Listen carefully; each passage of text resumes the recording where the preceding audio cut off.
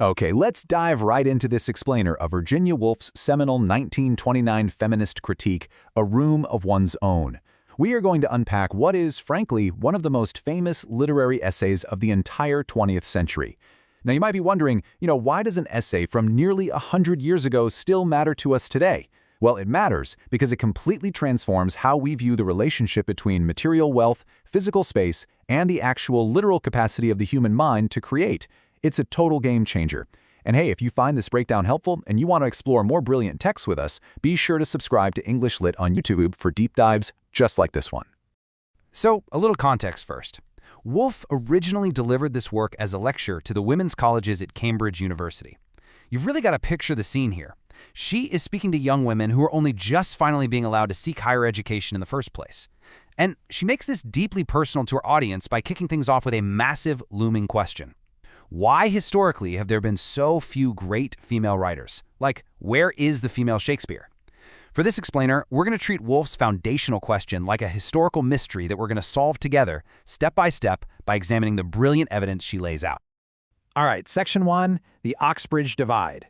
Our investigation starts in the year 1928. Woolf creates a fictional narrator for us. Let's just call her Mary Benton, who visits a fictional university called Oxbridge. First up, she dines at the men's college, and the meal is an absolute feast.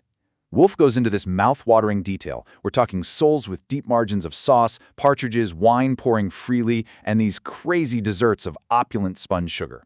It is a profoundly relaxing, luxurious atmosphere, and it's all made possible by centuries of uninterrupted funding from kings and independently wealthy men. But then, our narrator crosses over to the women's college for dinner.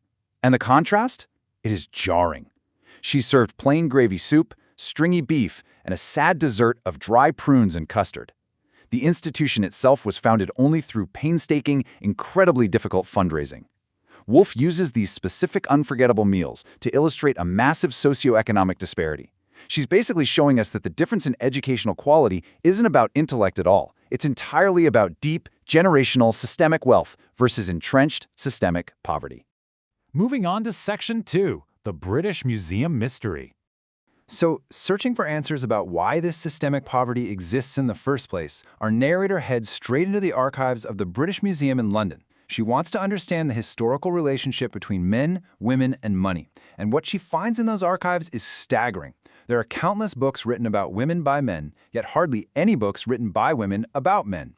And as she reads these male authors, she notices their opinions are wildly contradictory and, strangely enough, intensely angry. Now, why would men, who hold literally all the power and money in a patriarchal society, be so angry? It's a mind-blowing realization.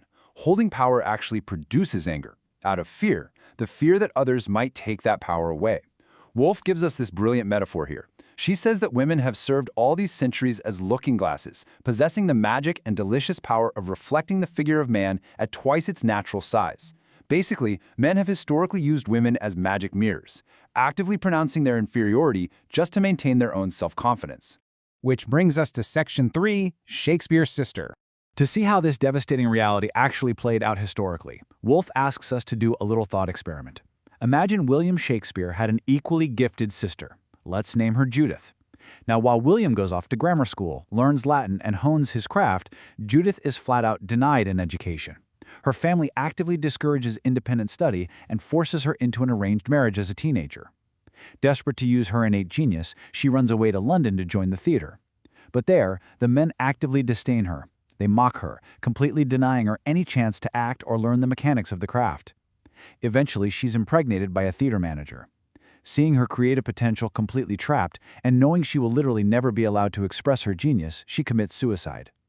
Woolf asks a haunting rhetorical question through the story. How many Judith Shakespeares were buried at the crossroads because society gave them absolutely no outlet? By tracing this tragedy, Woolf proves that societal obstacles, not some lack of innate intellect, are what crushed the potential of women. All right, Section 4, the Trap of Anger. So how did the few women who actually did manage to write navigate these massive societal roadblocks over the centuries? Well, it perfectly maps the evolution of the female writer adapting to her restrictive circumstances. In the 17th century, Aphra Behn was a middle-class widow forced to earn her own living. She proved women could actually write for money, which paved the way for a whole new freedom of mind. Then consider the 19th century titans, right? Jane Austen, the Brontes, George Eliot. Why did they all write novels? Because as middle-class women, they entirely lacked the physical privacy required for intense, concentrated work like poetry or epic plays. Think about this. They wrote in shared family sitting rooms, literally hiding their manuscripts under blotters when visitors arrived. They adapted to the pliable, newer medium of the novel, specifically because it was forgiving of the constant interruptions in their daily lives. And jumping to the 20th century, we see Mary Carmichael, a fictional contemporary debut novelist who is finally starting to break new ground. Looking really closely at Mary Carmichael's fictional modern novel, our narrator is struck by a super simple four-word sentence. Chloe liked Olivia. Woolf notes that just showing a friendship between two women was entirely groundbreaking. I mean, up until this point in literary history, women were almost exclusively viewed in relation to men, as lovers seeking a husband, mothers raising sons, or bitter enemies competing for some guy's attention. To simply portray women having a complex, independent relationship with each other, that was a radical shift in perspective. Mary Carmichael was essentially charting entirely unexplored psychological territory in fiction. But as you can guess, this new era of writing brings its own deeply ingrained challenges. Woolf points out a modern flaw she calls gender consciousness. See, when men write, their work is often too aggressive, focused heavily on asserting that male superiority we talked about earlier. Conversely, when women write, their work is often marred by a reactive anger against the patriarchy or a deep underlying insecurity. And the result? Both genders end up obscuring their actual subjects. The writing becomes a personal grievance rather than pure art. Actually, think of it this way. When a writer is busy trying to prove a point about their gender, the reader just sees the writer's ego instead of the truth of the story. Woolf warns us that anger and insecurity from this gender consciousness actually cripple art, preventing it from being truly objective and free. Section 5. The androgynous mind. If anger and gender consciousness trap the writer, what is the ideal mental state required to produce great art? Well, Woolf borrows a concept from the poet Samuel Taylor Coleridge, the androgynous mind. Woolf believes that a truly great mind isn't strictly masculine or feminine, but a perfect harmony of both. It contains and balances male and female influences. Woolf calls this mind incandescent, meaning it burns brightly, completely free from the choking smoke of personal grievance or insecurity. And who does she point to as the ultimate example? William Shakespeare. His mind consumed all its impediments, allowing him to transmit emotion entirely without personal protest. It's a mind that is undivided and focused entirely on capturing reality. And finally, Section 6, a room and 500 pounds. Which brings us to the ultimate solution to our historical mystery. How do we actually create the conditions for this androgynous, incandescent genius to flourish among women? The absolutely crucial point is that a woman must have a guaranteed inheritance of 500 pounds a year. Now, in 1929, this wasn't just a random number. It represented a solid middle-class income. It meant absolute financial security. It meant that a woman did not have to rely on a father, a brother, or a husband just to eat. It granted her true autonomy. Financial independence completely strips away the fear, the bitterness, and the anger that prevent a writer from achieving that clear, incandescent mind. But wait, money alone isn't the whole shebang. She also desperately needs a room of her own, and specifically, a room with a lock on the door. She needs the right to set boundaries. She needs to demand uninterrupted time, a luxury historically reserved entirely for men.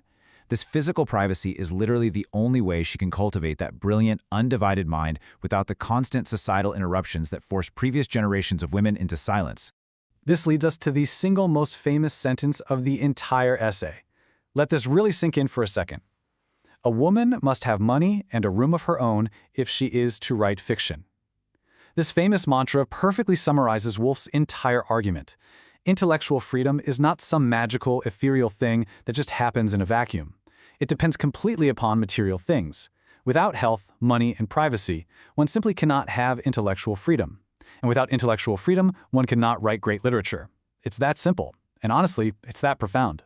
Woolf leaves her audience and us with a deeply hopeful, passionate challenge. She suggests that the tragic figure of Judith Shakespeare didn't just disappear into the earth. No. She still lives within all women today, working in factories, raising children, living everyday lives. Woolf promises that this lost genius can absolutely be reborn in the next century, but only if we do the work. We must provide the material reality, the money, and the privacy for her to thrive. And as writers and thinkers, we must strive to look at the world objectively, to think of things in themselves, and to create without anger. It is an amazing call to action passed down through generations. So I want you to genuinely reflect on how your own material conditions affect your creativity today. If you had zero financial anxiety and perfect uninterrupted focus behind a locked door, what could you achieve? What brilliant things would you unleash upon the world? It's a really powerful thought to leave on. Thank you so much for joining me for this explainer of Virginia Woolf's incredible essay. And please don't forget to subscribe to English Lit on YouTube for more in-depth explainers just like this. Keep reading, keep questioning, and I'll see you next time